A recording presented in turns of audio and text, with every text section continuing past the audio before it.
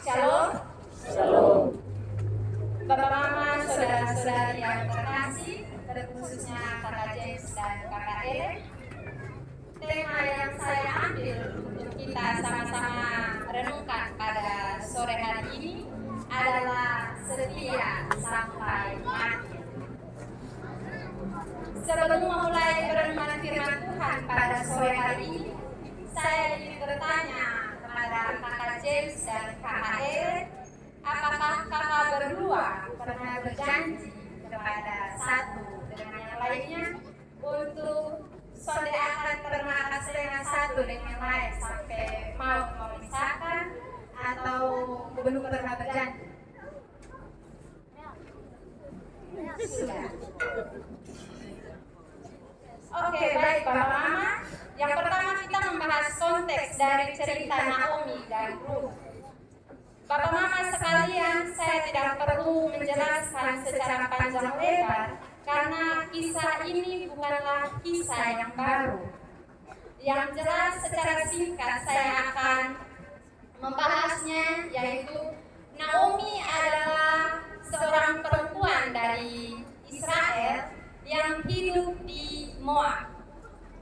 Kehidupan Naomi selama di daerah Moab sangatlah pahit karena ketika dia di sana, suami dan kedua anaknya, Mahlon dan Kilion, dipanggil pulang oleh Tuhan.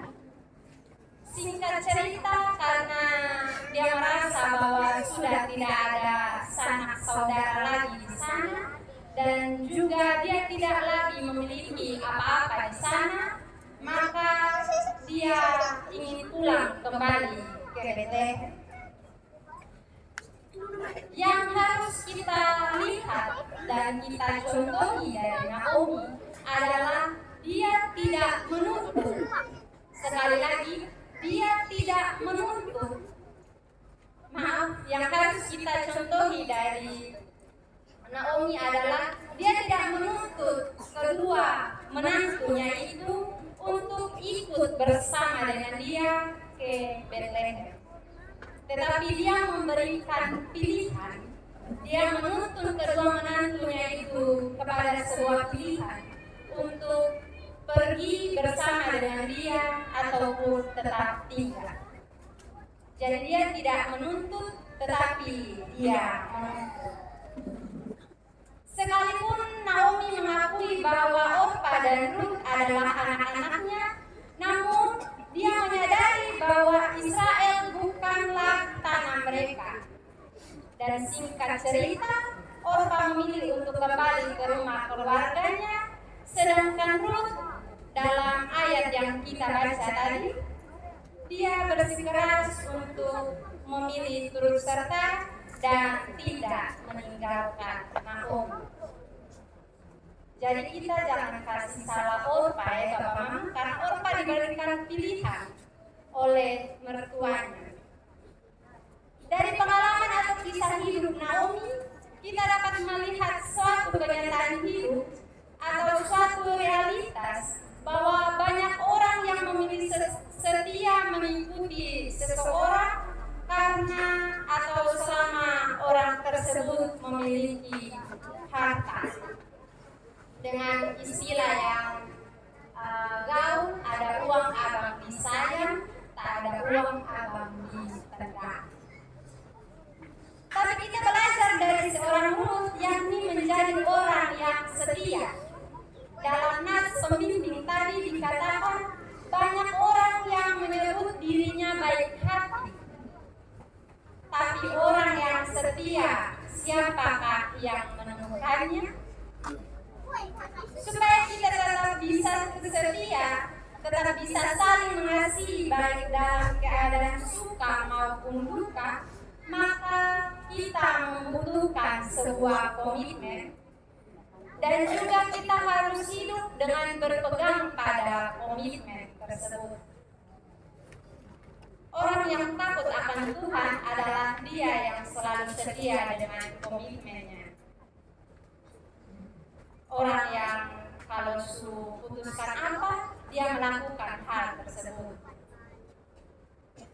Karena itu beberapa perkataan Ruth yang bisa dijadikan komitmen oleh kakak James dan juga kakak Ellen dalam mengarungi bahtera rumah tangga. Mungkin di kemudian hari kakak berdua mau tambah komitmen, tetapi di sini saya mencatat beberapa hal yang bisa dijadikan komitmen oleh kakak berdua menurut bacaan yang kita baca tadi. Yaitu yang pertama, kemanapun engkau pergi, di situ juga aku pergi. Kemana engkau bermalam, di situ juga aku bermalam. Jadi kalau kakak James mau pergi mana-mana, ingat jangan jalan sendiri-sendiri. Ingat harus bawa serta dengan istri, dengan kakak Ellen, atau di mana kalau sudah bisa bawa, di mana kakak James berada, kakak Ellen harus ada di kakak James hati, bukan mantan pacar ataupun yang lainnya. Yang kedua, apapun yang engkau makan atau pakai, itu pun yang akan aku makan atau pakai. Ingat, ini bermaksud mengingatkan kakak berdua supaya kalau ada yang di luar makan enak, ingat yang di rumah yang mungkin ada makan nasi dan deta yang jarang sah. Jadi harus ingat ini komitmen bahwa lu makan apa di sana, beta juga makan yang sama. Dan yang ketiga, bangsamulah bangsaku. Bapak Mama kita tahu bersama bahwa keluarga Naomi adalah bangsa Israel dan keluarga Ruth adalah bangsa Moab. Tetapi hidup sebagai keluarga Allah itu menembus batas-batas suku dan juga ras. Dalam perjalanan hidup kakak berdua, seperti tadi yang sudah ditarakan oleh para jubir, siapa yang dapat menyangka kakak bisa ketemu Nona Sabu dan kemudian melangsungkan peminangan pada sore hari ini. Karena itu ingat bahwa Bapak Here dan Mama Here adalah Bapak dan Mama dari kakak James, dan juga Bapak Noni dan Mama Noni adalah Bapak dan Mama dari kakak Ellen. Orang Sabu adalah keluarga dari kakak James dan juga sebaliknya. Kakak James keluarga, kakak James suku adalah keluarga dari kakak Ellen. Yang berikut adalah alamu, alamu adalah Allahku. Saya rasa saya tidak perlu terlalu panjang lebar untuk menjelaskan bagian ini, karena pasti di kelas pranika sudah dijelaskan dengan baik bahwa cinta kasih dalam rumah tangga harus dibangun atas cinta kepada Tuhan atau cinta kepada Allah. Karena itu, ingatlah bahwa menempatkan Tuhan sebagai urutan paling pertama dalam prioritas hidup kakak berdua. Yang ketiga, hanya maut. Yang berikut hanya maut yang dapat memisahkan saudara berdua. Ini berarti bahwa tidak ada seorang pun, tidak ada pelakor ataupun pebinor yang bisa masuk dalam kehidupan rumah tangga kalian berdua. Ingat di awal bahwa kalian sudah pernah berjanji untuk sehidup dan semati, dan hanya maut yang bisa memisahkan. Karena itu, jagalah komitmen tersebut, supaya dengan komitmen tersebut kakak berdua bisa hidup setia sampai akhir. Sosok yang berikut, baiklah sebagai orang tua, kita mengikuti pola ajar dari Naomi yang tidak selalu menuntut kepada anak-anak, tetapi menuntut mereka ke jalan yang lebih baik.